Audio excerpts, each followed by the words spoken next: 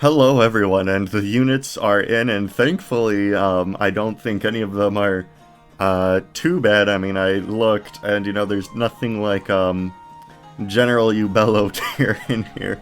So, that's always, at least a little bit nice. General Riz never actually made it to a general in that one, but anyway, let's get started. So first we have Swordmaster Kagero with a 75% strength growth. Swordmasters usually don't get a strength growth that high, so that's always nice. Rutger, even Rutger Godker, I think only caps like 40 or 45, I think, or maybe even 30. And then we have Korin, who's going to be a minus HP plus luck Shrine Maiden. The minus HP plus luck is not specified in the comment by Big Gnome, but it is later, so you know what, maybe that is a little bit General Ubello tier, if I'm being honest. And then we have Azama Mechanist, who has a 60% strength growth, which I found surprising because I only played Birthright once in high school, like my freshman year, so I'm pretty much not familiar with any of these characters and what they do at all. And I thought Azama would have, like, the worst attack pretty much ever, considering in Heroes he has, like, the lowest strength in the game before they added Merlinus. And then we have Sestuna, who is a ninja and has a 25% strength growth, but since she's a ninja, at least she'll be able to do poison strike chip damage, so hopefully her strength growth isn't too much of a terrible detriment. And then we have Tsubaki Butler. I hate Tsubaki, I think he's trash, but hey, another staff bot's always nice. And then we have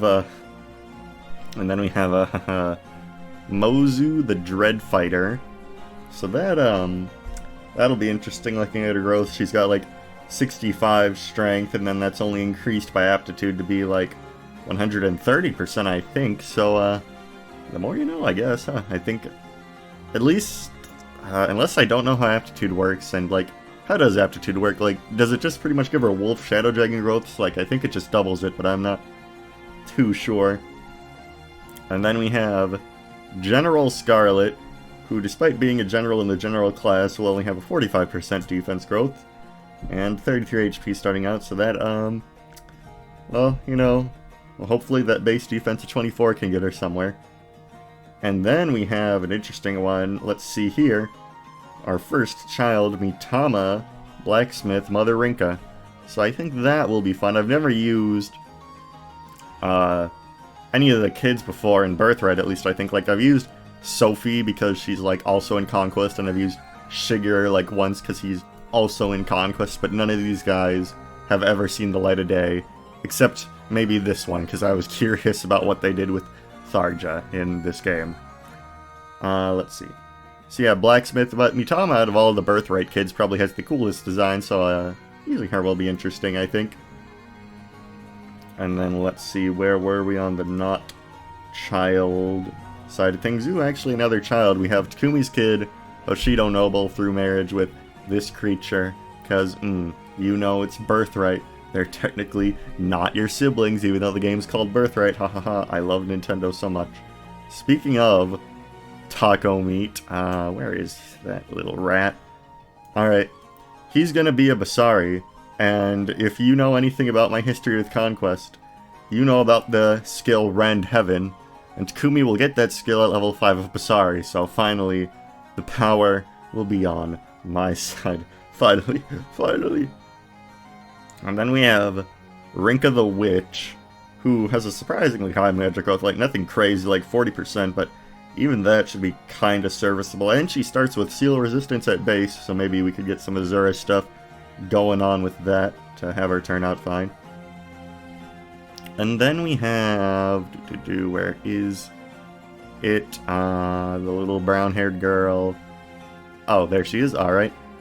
Here we have Hannah, who will be a sniper through friendship with Sestuda, and will have a 70% strength growth, and a 70% speed growth, so, and then pretty much shit everything else, so she'll be like a glass cannon, but I guess her defensive stats don't matter much anyway, since she'll be a sniper, so that's kinda good. And then Obero, the Paladin, through friendship with a Sailor, so that'll be fun. I mean, her growths are pretty balanced, like 55, 50 defense, 40 resistance. Like, I did use her a bit in my original Birthright run in high school. I don't remember too much of it. But Obero was definitely one of the units I used because she had a funny face. I mean, look at her face. That's a funny face. And she was pretty alright, I guess. And then finally, we have Hinoka, who will be a Spearmaster.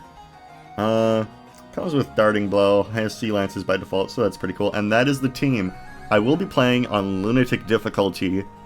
I will try to beat the entire game on Lunatic, but if it becomes impossible to do with this team, especially because, you know, we're not using this guy at all, then I may turn it down to hard.